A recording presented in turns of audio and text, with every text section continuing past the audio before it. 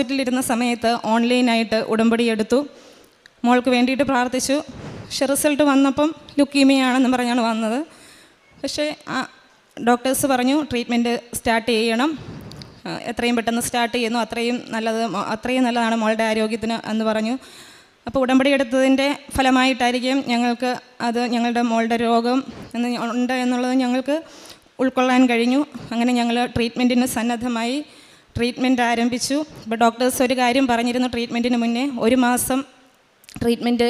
മാസത്തെ ട്രീറ്റ്മെൻറ്റ് കഴിയുമ്പോൾ result negative ആകണം, ആയില്ല എങ്കിൽ നെക്സ്റ്റ് സ്റ്റെപ്പിലേക്ക് മൂവ് ചെയ്യേണ്ടി വരും. അങ്ങനെയാണ് ക്യാൻസറിൻ്റെ ആ ട്രീറ്റ്മെൻറ്റ് പ്രൊസീജിയർ. അപ്പം ഞങ്ങൾ ഫസ്റ്റ് ട്രീറ്റ്മെൻറ്റിൻ്റെ സമയത്തെല്ലാം ഉടമ്പടി എടുത്ത് പ്രാർത്ഥിച്ചു. അങ്ങനെ ഫസ്റ്റ് ട്രീറ്റ്മെൻറ്റ് കഴിഞ്ഞ് ഞങ്ങൾ മോളെയും കൊണ്ട് ഇവിടെ വന്ന് അച്ഛനെ കണ്ടു. അച്ഛൻ തൈലം പൂശി മോൾക്ക് വേണ്ടി പ്രാർത്ഥിച്ചു. ഞങ്ങൾ നേരെ ഹോസ്പിറ്റലിലേക്കാണ് റിസൾട്ട്